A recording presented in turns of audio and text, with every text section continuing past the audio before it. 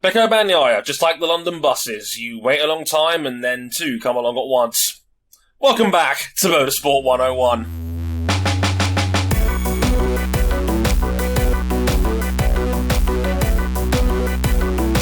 It's a classic, it never goes wrong. Like, I'm the one Brit on this show, I have to have some level of influence still. A small amount, just a smidge. You think that's just a London expression? Happens here in New York, too.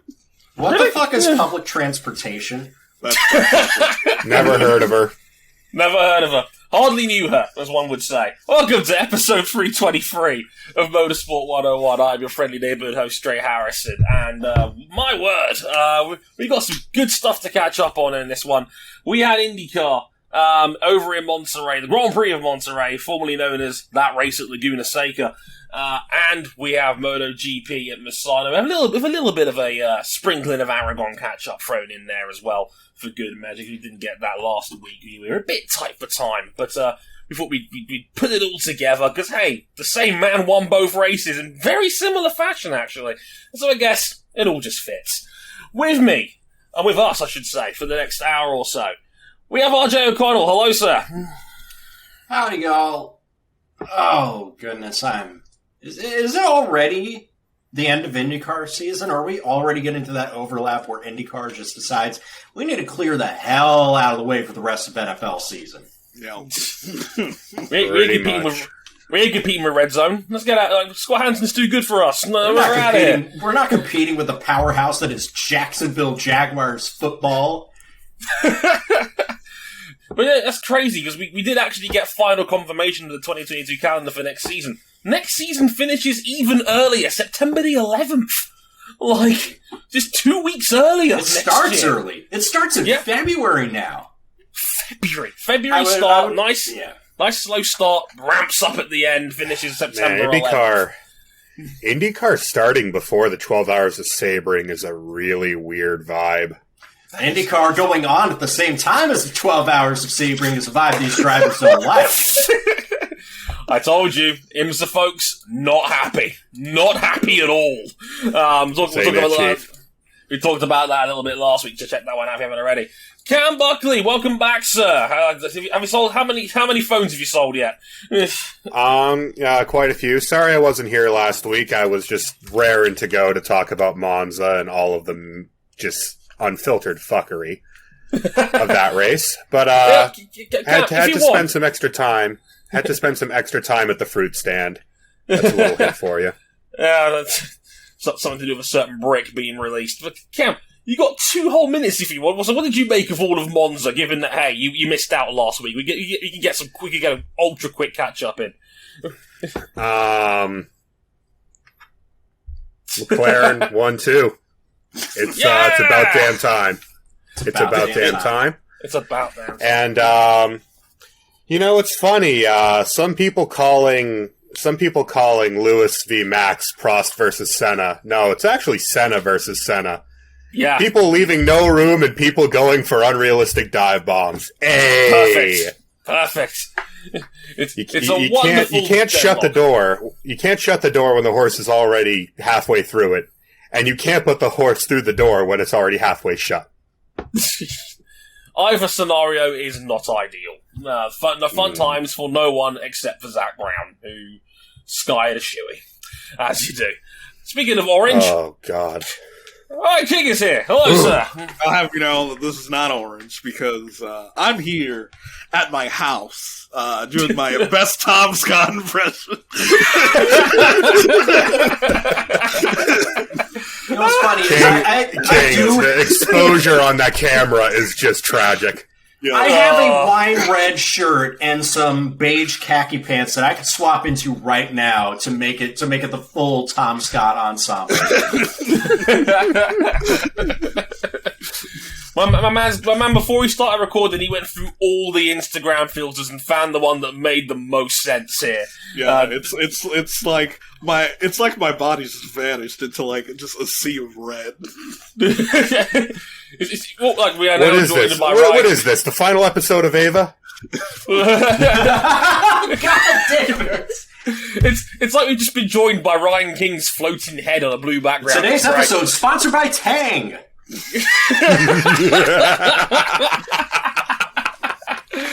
Oh, no. Brilliant. And I thought I was the modest one here in an Oktoberfest jersey, but here we are. No. Well, thanks for letting me know it's the Oktoberfest jersey. It lets me know how dark your room is. Hold on. Hold up just a goddamn second. Is that sponsored by T-Mobile? Yes. Yes, it is. Fuck yourself. I prefer not to speak. If I speak, they'll suspend me from Twitter for 12 hours. Oh, not the 12-hour quick ban. Oh no. Now, disclaimer. I am on T-Mobile. I don't have reception in my house anymore. Now that we went from Sprint to T-Mobile, I'm holding out as long as I can. He's holding out. Yeah, because I am technically still a Sprint customer. I'm not. I'm holding out on joining T-Mobile, part of the merger. Hey, King, as part of this holdout, are you going to start doing sit-ups shirtless in your driveway? Yes. Like University of Tennessee Chattanooga legend Terrell Owens. Oh, what are you talking about? I love this please. guy. Next, please. What are we talking about today? We're a motorsport podcast. We promise. Apparently. What are you talking about? I love these guys. Next question. At episode 323, we'll be talking all about, as I said, the IndyCar Grand Prix of Monterey, basically Laguna Seca. And, again, don't let the scoreboard fool you. This was a very intriguing race with a very dramatic ending. And, hey, we might have one hand and four fingers on the next NTT IndyCar champion. We'll on that in a minute. We'll also talk about the searing performance of one Romain Grosjean, because the man can't help himself but be entertaining, and in good and sometimes bad ways as well. But it was very, very fun indeed. We'll also be talking a little bit about MotoGP. We'll be catching up a little bit with Aragon and mainly Misano.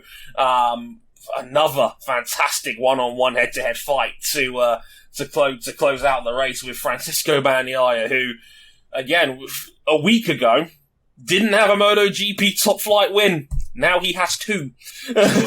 Because this season works in strange and mysterious ways. We'll also be talking about some bitching. Because Johan Mir has gone full old man about the title defense that is slowly slipping away from the Suzuki camp. And a surprise podium for Enea Bastianini. Big stuff in there as well. Mr. Lap Record. Yeah, well, Mr. Lap Record. More on that in the next hour or so. But in the meantime, there's some places you can find us. We're on motorsport101.com, our website. We're on youtube.com/motorsport101. Hi, if you're watching us on there. Hit subscribe if you haven't already. Hit the like button, all that good stuff. You get notifications when content goes up. We're on facebook.com/motorsport101. We're on Twitter at motorsport_101. And if you'd like to follow our personal handles, they're on the screen now. At Harrison101HD, at RJ O'Connell, at CBucky917, and at Ryan Eric King. You can follow us on Instagram as well at motorsport101pod. And if you really, really like us, you can back us financially on Patreon. Patreon.com/motorsport101. $5 gets you early access to all of the audio visions of the show. You can upgrade to 10 for the video versions, and access to the supporters club of our Discord server, where you can listen to these episodes live as they're being recorded. Whew! So, without further ado, let's get into the main event of the evening. Herta's house at Laguna Seca. Herta Hills, Hertawood, the San Colton Dino Valley. I don't know. We went to race at Laguna Seca Raceway this past weekend. Now, on the race report, it says that Colton Herta led 91 out of 95 laps, which is obviously really, really good. Win from pole position. Laid the most laps out of anybody. Maxed out the points available on the weekend. That's good. But how we got to that point was pretty fascinating, because Colton Herta pushed for an early breakaway in the race, and the only man that could stay with him was championship leader Alex Palou. In the middle portion of the race, Palou added the pressure as Herta got stuck behind traffic, but was able to keep his lead. At the end of the race, it was Romain Grosjean on a fresh set of the softer alternate compound tires at the end. He tries to overcall 6 cars at a 24-second deficit with 19 laps to try and win the race. Grosjean moved at an incredible pace. He passed Scott Dixon at the corkscrew twice this race. He had a superb pass on Pato O'Ward around the outside of turn 3, which is not a passing opportunity. In open air, he was about 2 seconds a lap faster than the leaders, and with 10 laps to go, it looked like he could try and steal one more position, maybe another. But then he collided with the almost lap-down car of Jimmie Johnson at the corkscrew. That ruined his momentum, and he could only manage to finish third on the day. Still a superb result, considering he started 13th on a place that is tough to overtake. Herta would coast home to defend his Laguna Seca crown that he won 2 years ago. Remember, they didn't race last year. Something about a global pan-seared steak. Palou finished second, and with O'Ward finishing 5th, it gives Alex Palou a 35-point lead going to the season finale, with O'Ward the only man who could deny Palou the Astor Cup. There is also a microscopic chance that Joseph Newgarden could still win the title, but he would effectively need Palou to finish last and then to finish ahead of O'Ward. Good luck! Yeah, no, it's not happening. Let's start with Colton Herta, who, if he had better luck, would easily been up in this championship. I'm kicking myself that I didn't discover the works of Drew Bennison, who is an IndyCar statistician, who has run an interesting statistic called expected points, which is basically the expected points that a driver would have if they finished the race where they ran most of it based on their average track position. Colton Herta would be leading the championship on expected points if it paid out like that, but he has been long outside of championship contention by this point. Okay, also, I have one quick question. Is the abbreviation for expected points XP? Please tell me it is XP. I'm pulling it up right now as we vamp here. Again, Herta won in 2019. This dude's getting those big XP buffs. Okay, so it is X points. Oh, that's XP. Not as cool. We're gonna edit it. It's XP. It's like Colton Herta's XP is exceptionally high. Hold on, I'm gonna post this in the supporters general of our Discord to have a look at ourselves. But yeah, if Colton Herta finished where he averaged on track at places like, I don't know, Nashville, he'd be leading Alex Palou by about 20 points. The difference between his actual points and expected points is 94. So it's against Drew Bennison, that's with 2 N's, .shinyapps.io/the single seater stats if you want to check all this stuff up. It's really great for total dorks like myself. Is he the sport's best front runner? I don't know if I go that far, but based on that stat, Colton Herta is not far away from being the complete package, and days like on Sunday are what show that. When he's in his element and he's got the car under him, he is superb. Oh, he's excellent. Did you know, and they didn't mention this at any point throughout the broadcast, that he surpassed his father Brian's win total? Did you know that Brian Herta also won twice at Laguna Seca? Not many people know this, but it's true. The Herta house. They mentioned it twice during the last half an hour of the broadcast. With the same exact photo montage. The exact same montage, and they interviewed Herta after the race, and they had to mention it. So I had to make a joke that, Herta now owns the dinner table discourse. It's like, hey, you now got more wins. And you know who else is at that dinner table, Dre? You know who else it is? Go on. None other than Road to Indy legend, Carlton Banks, a.k.a. Alfonso Ribeiro. Also, final winner of the Toyota Celebrity Pro-Am race at Long Beach. Which bring it back, goddamn it. That's right, bring it back. Let Alfonso Ribeiro defend his championship. Right. No, I mean, for me, Colton Herta, at his best, reminds me of when Alex Rossi was challenging for a championship 2 or 3 years ago. Like, his upside is off the charts. It's ridiculous. Well, I'm like, when he's dialed in, he is virtually invincible. I can't, like, it's very, very hard to wrap your head around, but again, just completely he did an entire second stint of the race with a 4-car train of traffic and Alex Palou directly behind him. Didn't give him an inch. Unflappable. Yeah, just completely unflappable under pressure. I'm sure he was being told about Grosjean during the final stint of that race. Still kept the gap under control. It never, like, I think looking back on it now, it would have been a long shot for Grosjean anyway, and we'll get to that in a minute.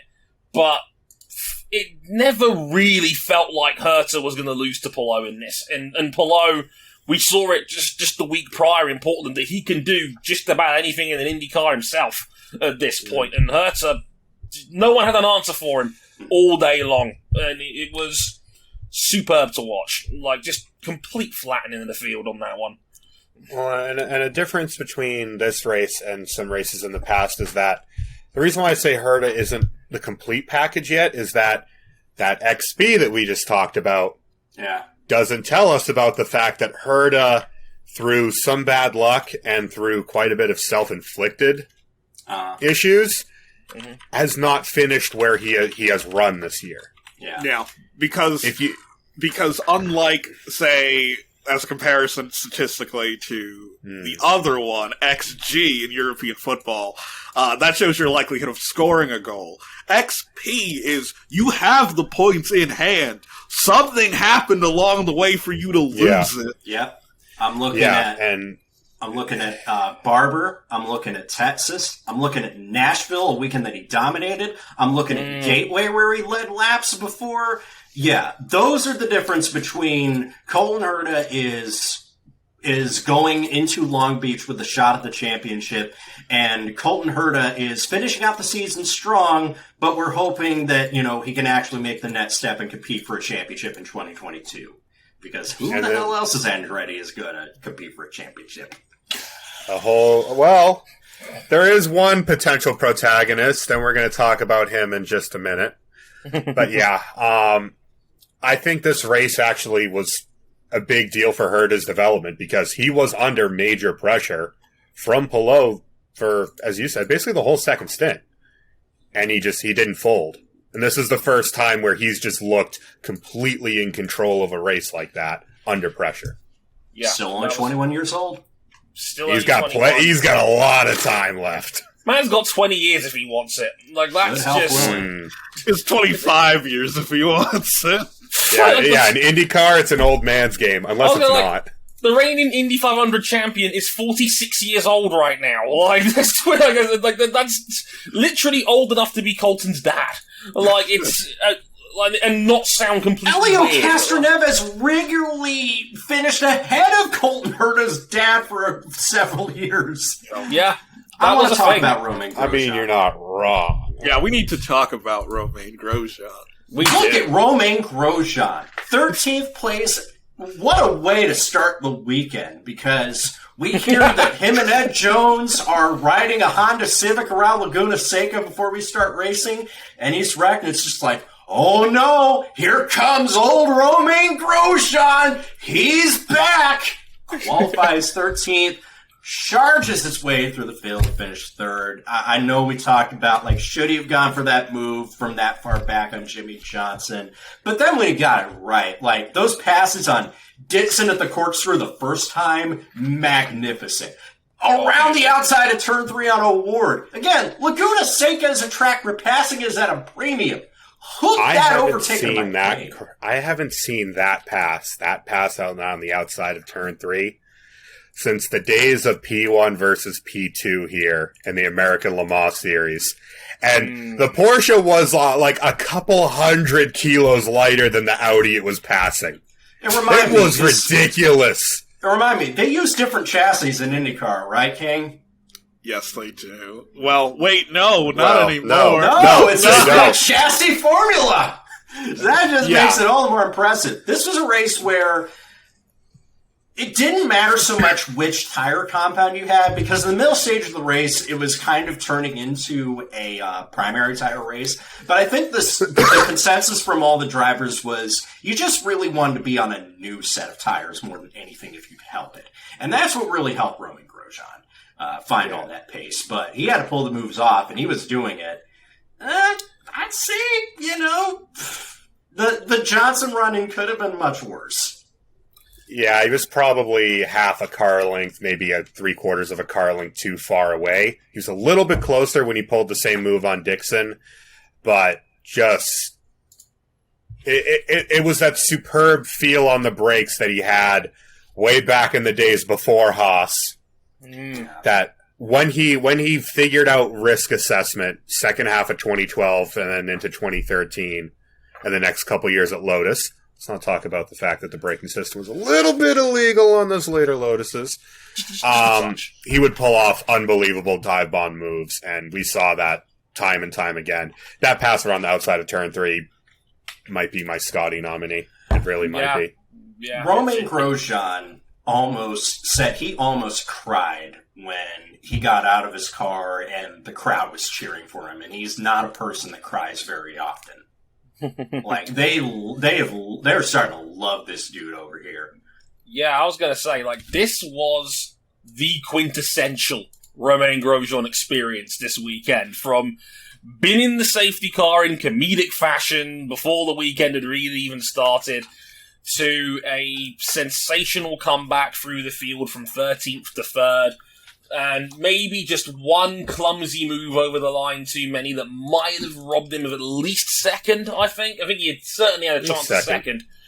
Maybe the win, we'll never know. I think his tyres did run out of really good real estate by the last 3 or 4 laps anyway. But even so, just an incredible all-round comeback. This was but Joseph Newgarden was really the only other man that made significant progress like that through the field, given he had a pretty woeful qualifying session himself. And what was worth mentioning as well, RJ mentioned the popularity side of it, he got a curtain call. He got a baseball-style curtain call when he collected his third-place trophy on the podium, because he was walking away from the podium and they demanded he go back out there because the fans kept chanting his name. They love him here. And it's genuinely heartwarming to see that, we've had drivers come to IndyCar before and maybe not take it with complete sincerity and seriousness, and Grosjean has fully embraced the experience and, made the commitments, he's approached it with humility. He's not taken pot shots at the series or its drivers or anything like that. He's just been a professional, got his head down, got on with it. And as he's embraced IndyCar, I think IndyCar's embraced him. And I think that's really sweet to see. He's been waiting a hot minute to be in a position where he could show the talent that the world saw, regardless of, Ericsson hit us jokes and the time he had at Haas. Romain Grosjean was this close to being the next big thing in F1, and then Lotus collapsed around him. And now he's somewhere where he can show the talent that we knew he had. And he has taken it he's taken it with full sincerity. He's taken it with the attitude of trying to be the best driver that he can be. Put the same effort in here that he did in Formula One, and it shows. And he's in a team that stinks in the grand scheme of things. It's not a great team. It's not a great team. Probably in terms of full timers, second or third worst team in the sport. He's putting them on the podium multiple times on a regular basis. For a rookie, maybe you could argue age-wise slightly past his best. He's been sensational, and even without the ovals, he has a half chance at winning Rookie of the Year, and that in itself is a great achievement. And it's a testament to his talent. Yeah, and the talent is superb. Like I said, it wouldn't be Grosjean without a minor error, because that is a part of his career that probably safety car. Now, in terms of IndyCar safety car crashes, which one was worse, this or the Corvette at Detroit? Oh, the Corvette at Detroit. The Corvette at Detroit. Definitely. That was not my a man trained was professional. sideways going into the wall in Detroit. Oh, that was bad. That was so bad. But, all right, gang, I got a quick lightning round question because it looks like there's some spots on next year's grid that seem to be open. So who would you like to see in any one of these seats? Starting with the number 29 Andretti Autosport entry, currently occupied by future NBC Sports color commentator James Hinchcliffe. Honestly, we if you haven't been following, the Indy Lights Championship is down to a two-way scrap between one Kyle Kirkwood, as I refer to him, King Kirkwood, and and what? Who's the other? David Malukas. David Malukas. Two guys who have climbed the road to Indy ladder. Yeah, and Kirkwood has pretty much come out on top on each one of the title fights. Though Malukas is getting better and better each year, Kirkwood is still fairly better than Malukas. Yeah, and King, this should be easy, right? Kirkwood's been an Andretti Autosport guy since pretty much the beginning of his time. Day one. So you'd figure this is easy enough, but actually, a good friend of yours is also in the running and might be the clear favorite for reasons that don't entirely have to do with his form in Indy Lights this year. Oh, do we have to talk about Devlin DeFrancesco? Yes, we do. Let's talk Yes, about... we do. I don't think we do. I don't think we do. But sorry, I just lost sound there for a minute. Nice, nice Riverside. No, but Devlin's also in the mix for that seat. It looks like there's some funding involved. His dad was throwing barbs on Twitter this past weekend as well. Throwing barbs at Jerome Diemendal, who has finally put out an original piece of his for the first time in his sporting career. Jesus Christ, RJ. Oh my! I mean, he's not wrong, but jeez. The aggregator himself. The great aggregator. He just takes other people's content. You can cut this out, by the way. That's fine. No, I think We're keeping that in. Are we still talking about the 29 car? Yes, we are still talking about the 29 car, and just to give people at home a perspective about how dominant Kirkwood has been over the past 3 years. So far, he's run 48 races in the road to Indy. We're not going to talk about, the SCCA F4. We're just road to Indy. He has 30 wins over the past 48 races. This is a pretty easy equation. Put Kyle in the 29. He is King Kirkwood for a reason. Andretti has been developing this dude for years. He is the crown jewel of their junior program. Not that they have that much of one beyond him, because he's destroyed everything in his wake.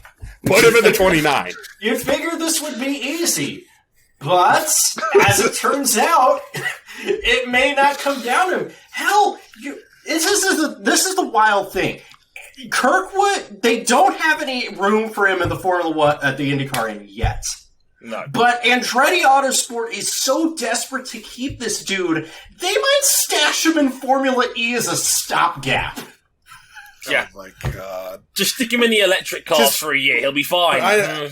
But given we don't know the state of Andretti going into next year because, well, they are going to be quite a different team to what they are now. Just put him in the... You have an open seat. Put him in the 29.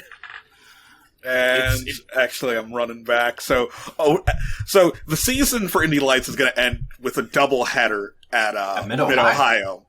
And over the past 4 years, Colin Kirkwood has run 10 races at Mid-Ohio in 4 different championships. He's won all 10 races. Is that good? Marquez looking ass. Marquez at the Saxon ring right there, everybody.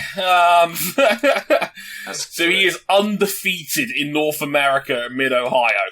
That's a loss. This dude is a walking W. Everything he has stepped into, he has been superb. Put him in the 29 already. Put him in the car! Just put... Look, I'm a James Hinchcliffe fan. Put him in the damn car. That's right. I can assure you, this is not entirely motivated by King's infamous run-in with Devlin DeFrancesco during the Save the Freedom 100 events. I know he's turned away. That's why I can mention it. That makes us better. Let's talk about Dale Coyne Racing, because it's looking like they're going to have to find somebody to replace Romain Grosjean, because we pretty much know he's getting Reinhard Ray's old seat. Takuma Sato seems to be like the front runner. Good move? Bad move? Someone else? I don't know. I like the move. Good move for the Indy 500, definitely. Given that Takuma Sato's won the thing twice and always runs pretty well there. He's won with two different teams. He's won with two different teams. Given what he's been able to work with, there's no reason to think he wouldn't potentially do it with a third. Mm-hmm. But other than that,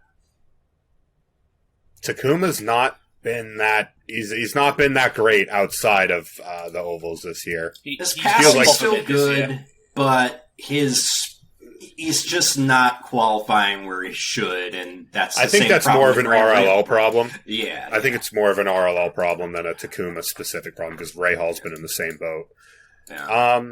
If Sato wants to stay and it keeps him in the sport, I'd be fine with that. And you know, Sato, that companies from Japan are going to line up to sponsor a team that has historically tried to grab at any sponsorship they can get just to keep the doors open. Panasonic, come on down. Cup noodles.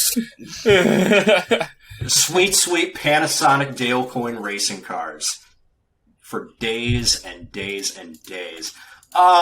We've also got an open seat at Ray Hall Letterman Lanigan Racing, because if you haven't heard, the 45 car is going full time next year with all that sweet, sweet Hy-Vee Cheetos and Mountain Dew money. Yes, money. The gamer car. Is it going to be Oliver Askew? Is it going to be Christian Lundgaard? Is it going to be Santucci Farino? Who knows? The horrible thought that went through my head there is that based on form this year, purely on track, yeah, Ferrucci's probably their best bet as a driver.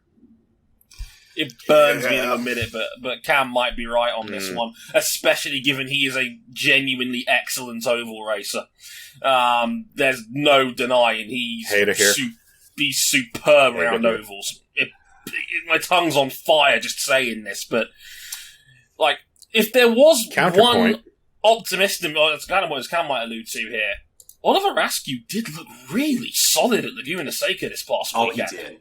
Yeah, he's been unlucky in these last two races, but there have been flashes where it's like, this is the Oliver Askew that, let's not forget, is an Indy Lights champion, just like Kyle Kirkwood before him.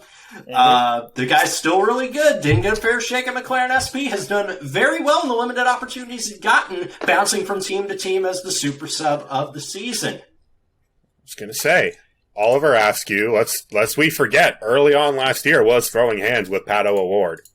Mm-hmm. And matching him reasonably well until he got his bell rung. As a future prospect, if you want quality of both oval and road courses, maybe not as much oval upside as Ferrucci, but averaging out with the road courses, Askew might be a really good bet for that team and for the future period.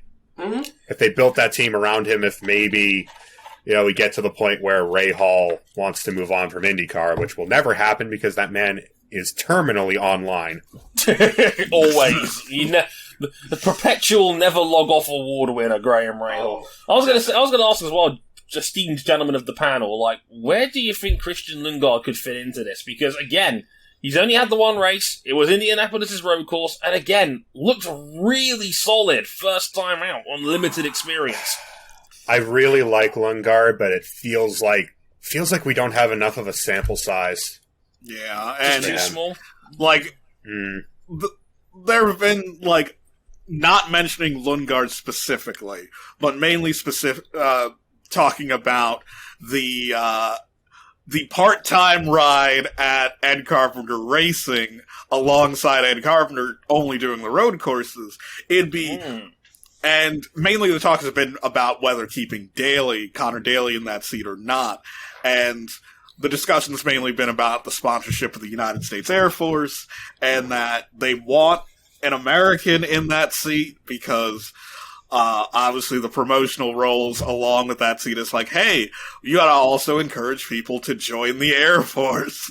And it would be awkward if a non-American had that role, even though historically the Department of Defense doesn't care. They had Dan Weldon telling people to join the National Guard. I was gonna say, Dan Weldon in the National Guard car for years. A British guy telling you to promote the United States Air Force. It doesn't weird than that. It's like how legendary NFL kicker Morten Andersen from Denmark didn't know a lick about American football until he just tried it one time, and then became one of the greatest kickers of all time. Honestly, I get the logical assumption, assuming what the Pentagon wants, without actually taking into account prior events about what the Pentagon actually wanted. I mean, that is basically the American military-industrial complex in a nutshell. Yeah, pretty much. I don't want to interject too many talking points in the set list, but I did just want to talk about Long Beach coming up. Alex Palou needs to finish 11th, no matter what anybody else does, and he wins the title. Do you think he's got it, or do you still have that lingering shadow? Yes. Alex Palou, 2021 NTT IndyCar World Champion. It's over. It's over. This is Barcelona's only chance at a trophy for a long time.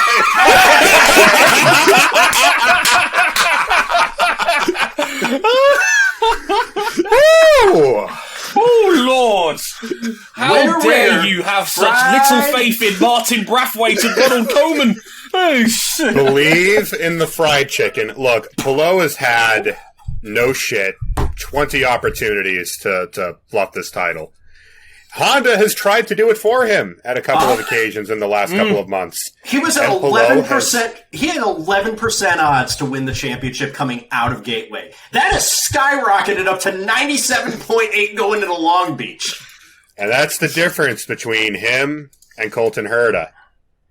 The XP for Palou always translates. He's just picking up points all the time. Yeah. I think he will figure it out. I think he's going to have potentially 2, maybe faster Ganassi cars, depending on how the weekend might shake out. He's got help. He's got Ericsson and Dixon, and I'm sure if the call came from Chip, I was going to say, is Dixon mathematically out? Yeah, he is mathematically out. If you haven't heard, Scott first Dixon of all, that's cannot crazy. defend a championship. I know. We're going into the season finale, and Scott Dixon has not already either won the championship or is eligible. Has never defended a championship, and he never the GOAT status. He never will. It's like the one thing you can argue along with his Indy 500s. Wasn't his fault this year, but look, I don't believe for a second. First of all, Joseph Newgarden. If the other two merely start the race, Newgarden's effectively eliminated. So Newgarden needs Palou to crash out early or break down. He needs him to break out down on the formation lap. Yeah, because you get points for starting the race or crash out of qualifying. Let's put it this way: RJ's numbers he pulled out was from a 1,000 race simulation demo. Not one of them came out with Newgarden as champion. Not one. Yeah, we had the same. I have the same chance in RJ's system of winning the IndyCar championship this year as Joseph Newgarden does. Which is zero. And Pato, honestly, Pato's been great. I fully expect that Pato could win, but it doesn't matter. Yeah. Because I think something catastrophic would have to happen for Palou to finish outside the top 10. Even when he's had bad starts to a weekend, even when races have gone haywire, he almost always brings it back to at least top 7 or 8. Mm-hmm. So yeah, I think too good. Yeah, you mentioned it on this show, and I'm sure we'll talk about it more next week. But Palou is a revelation and a walk-in endorsement for how great the other junior ladder systems can be. Because hey, look, junior, I guess, but like him and Pato Award 1 and 2 in the championship. And in many ways, Palou is in that Scott Dixon mold of be consistent and never give up. He's so smooth at the wheel. Like, that didn't stand out to me until recently. God, that dude is a smooth driver. I saw it, like, RJ and I were yelling from the rooftops with watching this guy in Super Formula. He is just butter smooth behind the wheel. Yeah. Indeed. He does all the right things.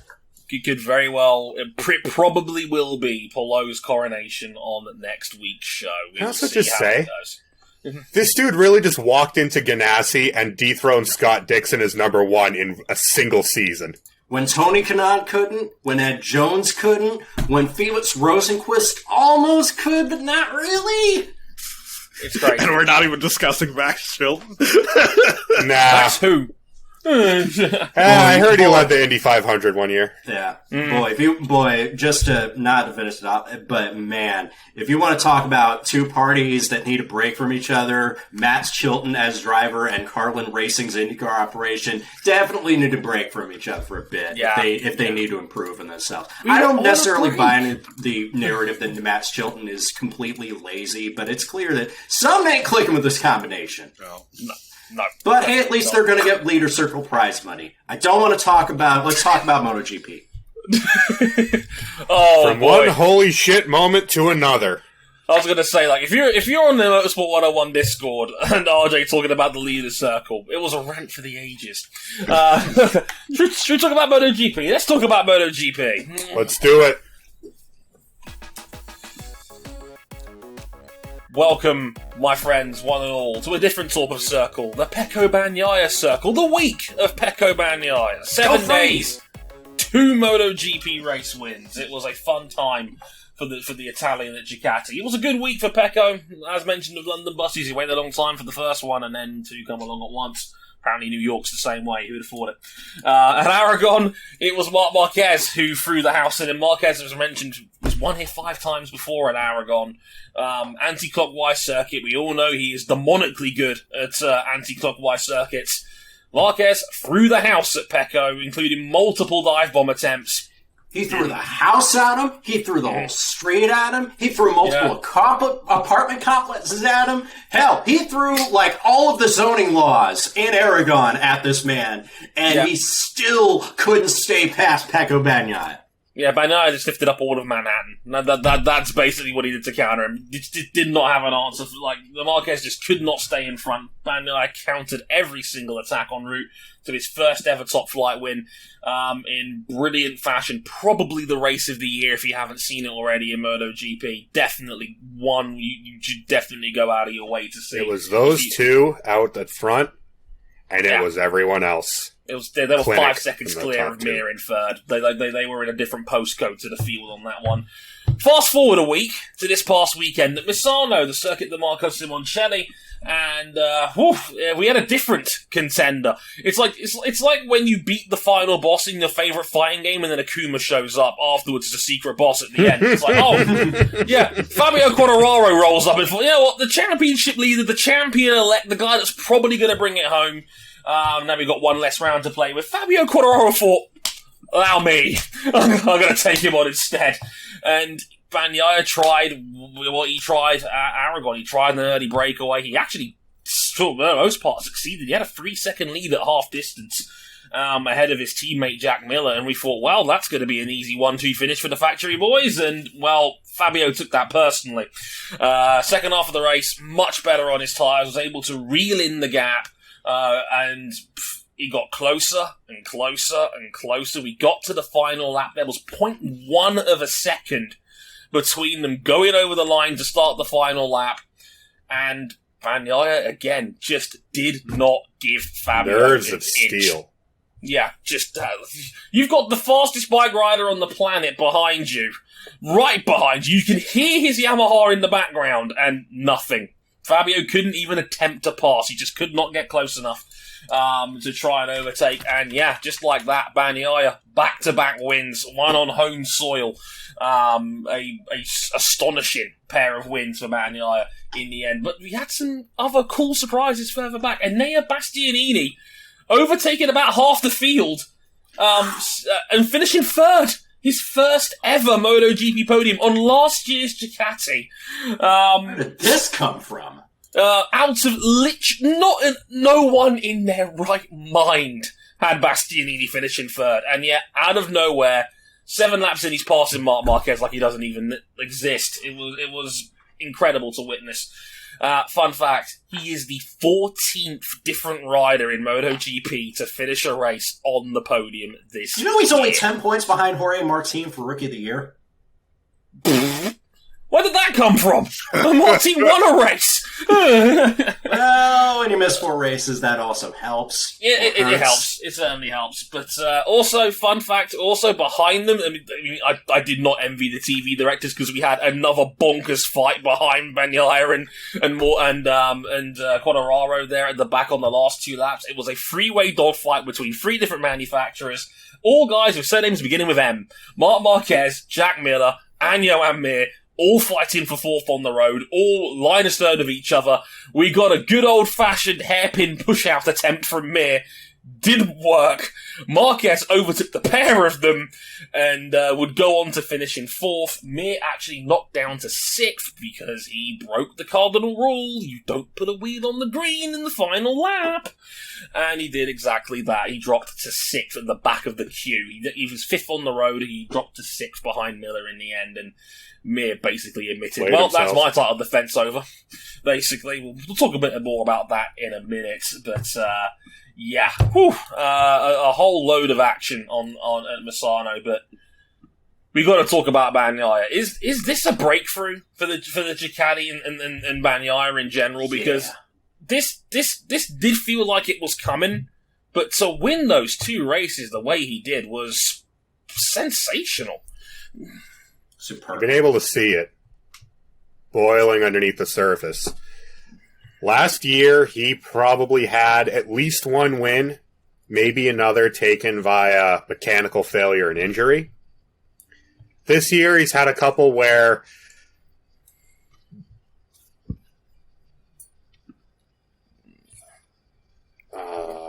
computer just freaked the fuck out.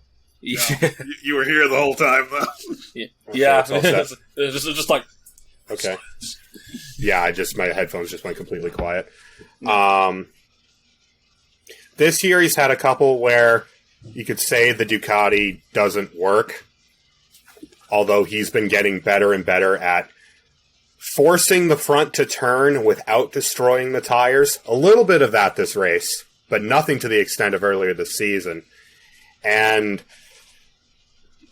man, it helps in those final lap fights when you've got it's seemingly 1,000 horsepower under you, because no one can stay ahead of this guy, and he knows where to put the bike. And if people try to put him offline, he just cuts back up underneath them.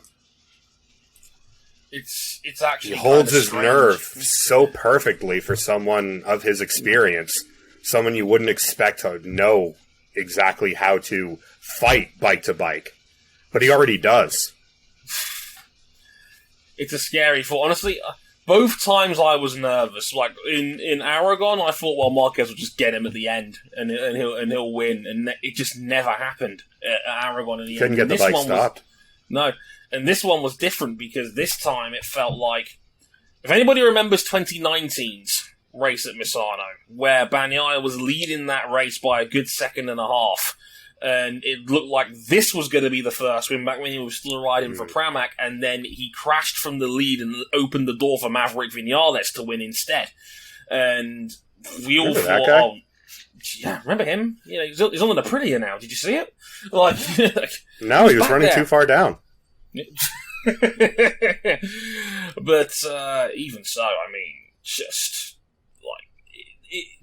Bagnaia might have cracked the code.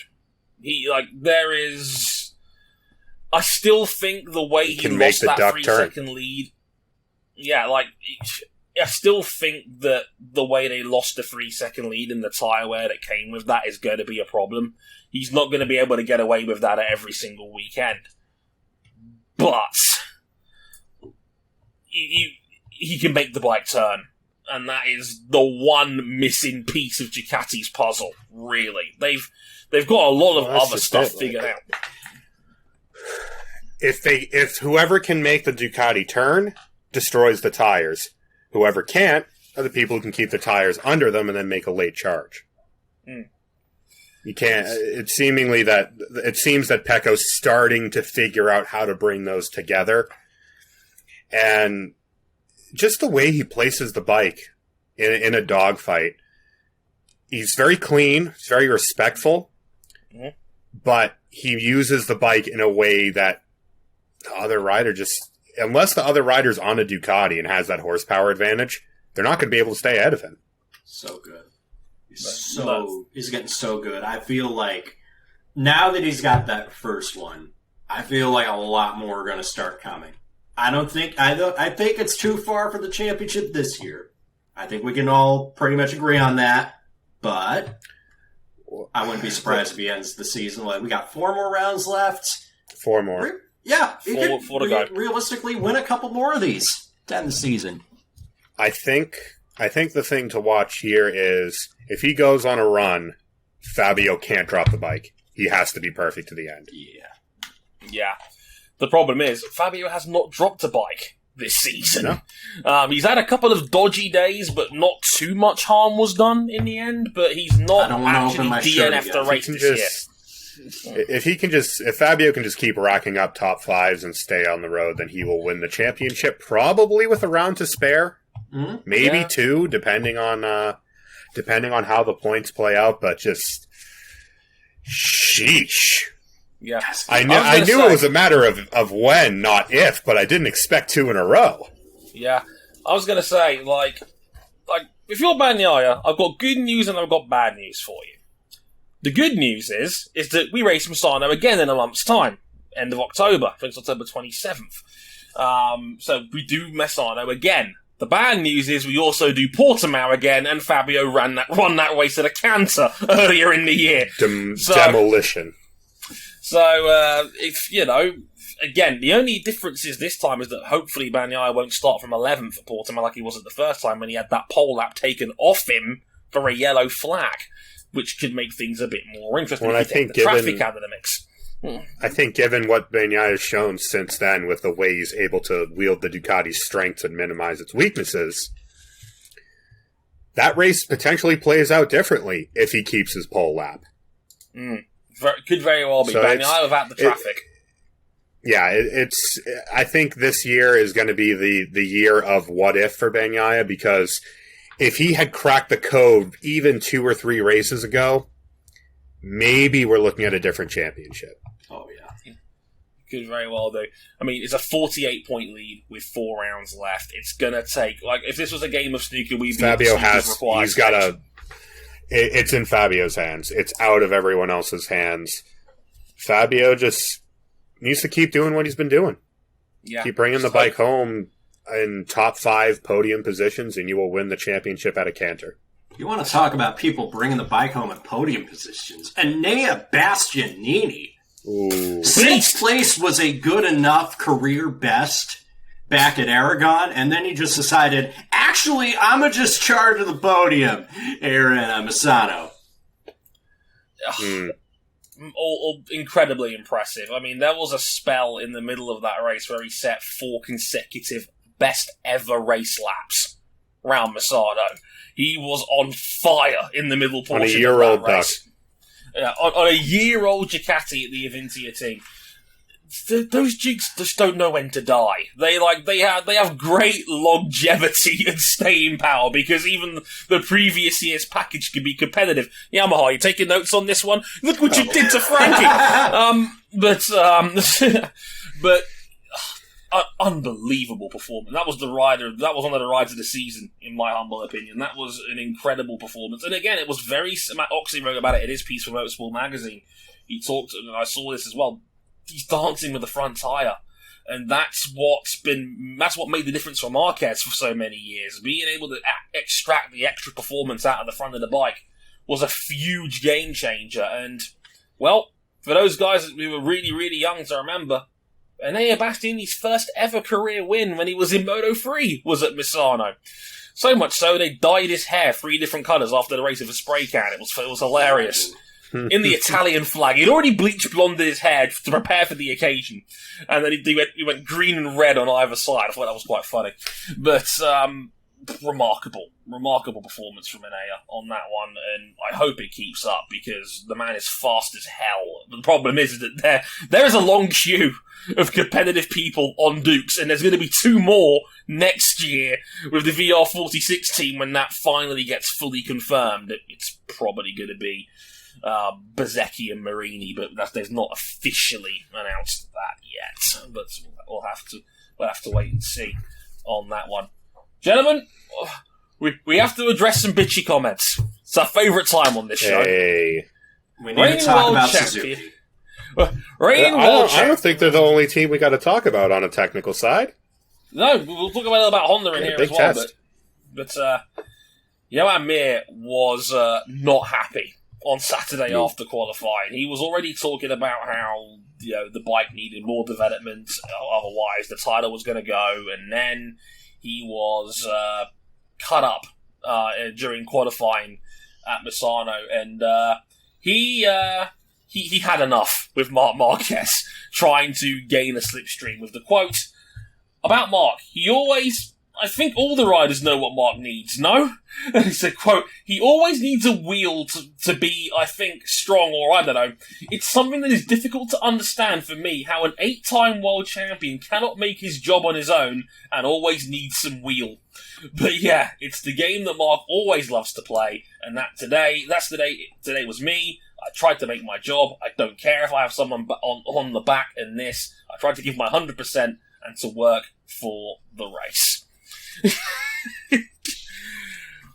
Uncle Mir was not happy. He didn't like Marquez's old man game.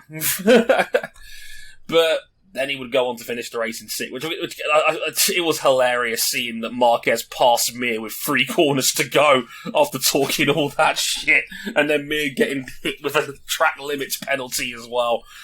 As a Marquez fan, I may or may not have cheered as well, but I mean, guys, Suzuki, they've pretty much thrown in the towel by the looks of it. Yeah, It's so good. they said it was a title defense. When I see it, I'll let them know. I knew coming out of last year with Marquez being hurt, I didn't want people to start thinking that Johan Mir only won the title because Marc got hurt. Yeah. But It was going to be an inevitable discussion that people were going to have. And it's not fair on Mir. It was never fair on Mir. No. He earned that title on merit, and you can only beat what they put in front of you, and that's not on him. However, we do have to address the elephant in the room here. He's not won a Grand Prix since then. Since that one win he had last year. And he's always kind of played second fiddle in this title race, and he's now 3rd in the title race behind Bagnaia, who's overtaken him now with these pair of wins. And on the other side of the garage, pound for pound, Alex Rins might be the worst rider in GP this year. Like, I don't think it's it's between him and Vinales, isn't it? Yeah. It's been awful. Every time Rins looks like circumstances have been a bit less normal, shall we say, a little more abnormal. Well, would you rather be trying to blow your bike up deliberately, or would you rather be crashing literally every other weekend? Because it feels like Rins has just... Rins was always a bit crash prone, but he always had the upside of being very, very fast in qualifying, putting a Suzuki where it probably shouldn't be. And then, as Dre said about Marquez and Bastianini, that being able to really just beat the front tire into the road and ride it on the limit of the front tire. And Rins has gone completely over that limit this year. There's been no upside. He's not been that much faster than Mir, and he crashes the bike every week. Yeah. Well, none of that things sound like they're going good. And overall, I think Suzuki as an item is just... They got very, very complacent. I think they thought that last year's bike, with its strengths, would be good enough to come into this year relative. They got complacent. No, because Honda ran blind down the wrong alley. Suzuki never bothered to run down an alley. They just stayed. They stayed on the street. We're good. That's right. On the sidewalk. We're good. And they boasted about that before this season, talking about, well, how are we going to improve the bike? We're just going to leave it as is. And they've been completely blindsided by Yamaha, certainly, at least in Quartararo's hands. By Ducati on all but the most technical of tracks. Mm-hmm. They're just not competitive. And when you have Mark, who is still hurt, passing Mir right at the end on what we know is an atrocious Honda. More on them in a minute. Mm. Sure, it's rider-friendly. Sure, it's great on its tires. But it's not fast. And if you want to win, at some point, you have to be fast. Yeah. They are almost mathematically out of the Constructors' Championship. They are 91 points behind with only 100 available. So it is all but certain that Suzuki will not win the Constructors' title this year. It's going to be a straight fight between Ducati and Yamaha, depending on who finishes best out of their respective teams. I mean, Cam, you also wanted to mention a little bit about the Honda struggles as well, because, boy, it's not. I mean, no. And what I was going to mention with Honda and with Suzuki is that we had a major test right after the Misano race. And Honda wheeled out a bike that might as well be the RC214V. Yeah. It's totally new. Bike. The frame's new. The fairing is new. The rear swing arm is new. The seat unit is new. Everything is new. But wait, there's more. Very unique winglets on the front of it as well, and some positive comments out of Espargaro, definitely. Mark says it's a step in both directions. I think they're going to have to really dig deep and kind of reset their thinking on how they're going to set up that bike, because clearly the current bike it's untenable. They can't continue with the 213V as it currently is. When Nakagami's talking about, every time we try to raise the power on the fuel map, the rear just spins. Oh. Is that good? Unideal. That is unideal. And back to Suzuki, they have tested what is also a heavily revised frame at that test. And apparently it's such an improvement, we might see it at the next race. They're bringing their 2022 frame forward, potentially to the end of this year, to get more time on it. Because, let's be real, this season is a throwaway. They're not going to win anything with the GSX-RR as currently constructed. What if they busted out a Hayabusa? well, then Joanne Mir's girlfriend would have to get infected gauged earrings. Oh, dear. Just before we get out of town as well, a couple of extra notes. We'll talk a little bit more about MotoGP's new calendar, because that has come out next time we talk about MotoGP. The only real major surprise, Indonesia, March 20th. Second round on the calendar next year. So that could be interesting. As well as good to see... Good health of the world willing, of course. Yeah. Love that. So Indonesia, March 20th, round 2 next calendar. Biggest ever MotoGP season, 21 races. More on that next time round. Also, as well, because we used to talk about multiple bikes on here a lot as well, happy retirement to Chaz Davies, who announced today that this friend of the show, Chaz Davies, coming home to be a family man. He is going to be a family man. This will be his last season in World Superbikes. He's going to hang up the... It's not going to be a full-blown retirement, but it's going to be his last season in World Superbikes. You know what? We're never going to be able to get the Chaz, Raz, and Baz podium. Oh, devastated. Oh, the pain. So the close. Pain. So close. I've been watching Chaz for 15 years. Since the days he was riding 250cc bikes on the MotoGP ladder. Incredible career. One of the very few people that can keep the great Jonathan Rea honest, and there's not many people ever that can say that. He got a standing ovation from the paddock when he announced his retirement. Very well respected, very well liked rider.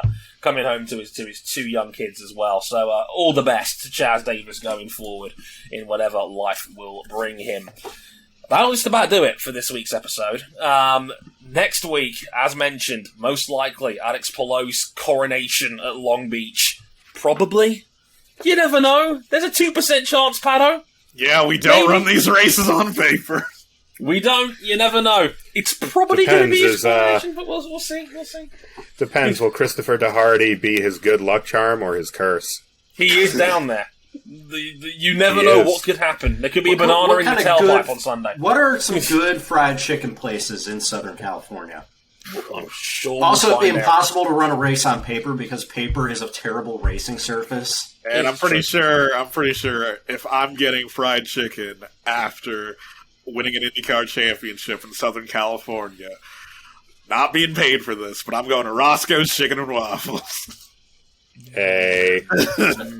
You know, as someone who recently delved into the world of chicken and waffles for the first time, there is a me before he tried chicken and waffles, and there is a me after, and I don't know how to get back. It's a right combination of savory and sweet that's just perfect. I've never had a conventional chicken and waffles. I need to experience that one day. But yes, IndyCar at Long Beach. Oh, and there's some Formula One race at Sochi next week as well. 7 races. It's like, hey, we're going to do triple headers since F2 and F3 aren't racing together anymore. Well, something's happened in America, and F3 will no longer be going to America. So we're going to do a season finale doubleheader for F3, Sochi. Isn't F2 racing at Sochi? Yeah, we're both racing at Sochi. Well, King, at least it's good that, like, something terrible hasn't happened already, like, you know, the support race paddocks flooding over something. That would never happen, right? No, never. Although there's heavy rain forecast for Saturday. God help us all. The great junior ladder reshuffle going down, right? Because we've heard today the W Series is moving their finale to Kota. Because they're doing a double header at Kota. They're coming to America. Yeah, they're doing a double header in America now because they're not doing their season finale in Mexico either. So they're moving their stuff around. And we also got word Miami is going to be in May next year for Formula 1. Yeah, let's go! That's going to be interesting. Miami's there. And Imola is permanent from 2022 to 2025. Woo! Yay, I guess. But the Imola? French Grand Prix! Fuck the French Grand Prix. I'm getting out of here before Cam commits civil war on King. Paul Ricard is a test track. And a bike track. Oh, congratulations, Suzuki, on winning the Bull D'Or for 2021. Yes, well done. We love that for them. We love that for At least they won something this year. Indeed, it's something. Right, let's get out of here. We'll talk about a lot more on next week's show. As mentioned, IndyCar at Long Beach, their season finale at Long Beach next time round, and Formula 1 at Sochi. Will Verstappen take a power unit penalty? We'll soon find out over the course of the weekend, and we'll bring you everything that comes from Sochi. Please don't hit each other. I want to keep this hair on my head for a weekend. Please, dear God. In the meantime, basically you can find us one more time. Our website, motorsport101.com. All the episodes go live on there. YouTube.com/motorsport101. Facebook.com/motorsport101. Twitter at motorsport_101. Our handles on the screen now. Harrison101HD, CBuckley917, at RJ O'Connell, and at Ryan King's floating head. Also, we're on Patreon at patreon.com/motorsport101. $5 access to all of our audio shows, $10 for the video versions, and the supporters club of our Discord server. So, until next time, I've been Dre Harrison, they've been Cam Buckley. RJ O'Connell and Ryan Eric King. We'll see you next time for some Long Beach coronations of chicken and waffles. Sayonara. Later, y'all. Bye. Y'all prefer your waffles with or without the bone? Wait, you can order waffles with bone in them?